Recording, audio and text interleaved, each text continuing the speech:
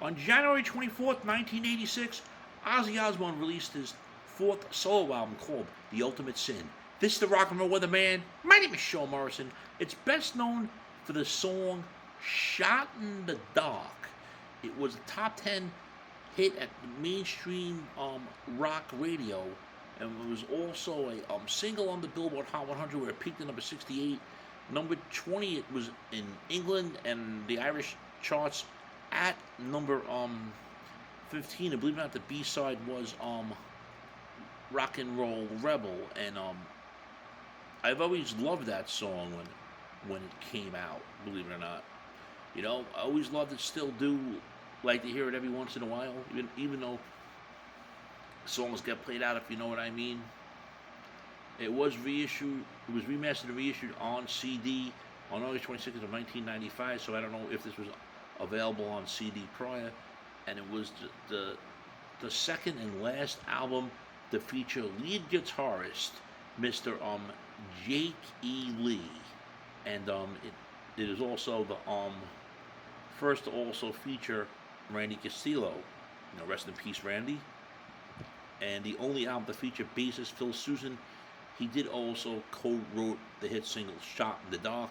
The album went platinum in May of 1986 and was certified double platinum in October 1994 by the RIAA. When he came out of rehab in 1985, where he undergone treatment of substance abuse, he was presented with a substantial quality of music written by Mr. Jake E. Lee, and Jake E. Lee was cheated out of publishing from the Bark at the Moon album.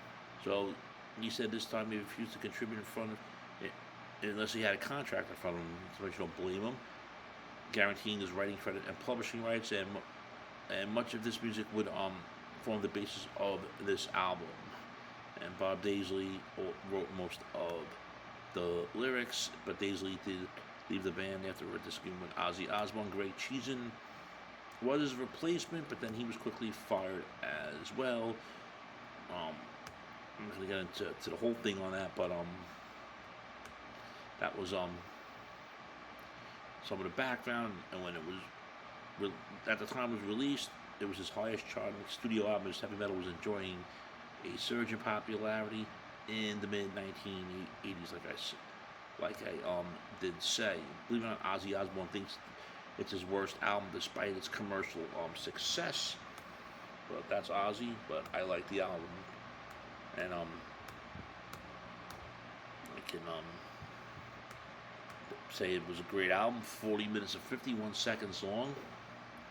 We had the title track, "The Ultimate Sin." We had "Secret Loser," "Never Know Why," "Thank God for the Bomb," "Never," "Lightning Strikes," "Kill the Giants," "Fool Like You," and it ends with the major hit single off the album, "Shot in the Dark."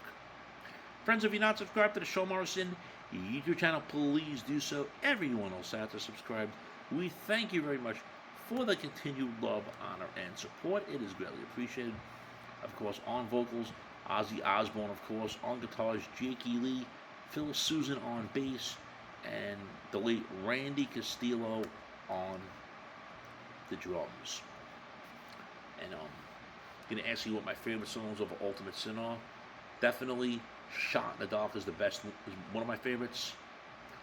"Kill the Giants," "Lightning Strikes," as well as "The Ultimate Sin," and rounded off with the top 5, "Secret Loser."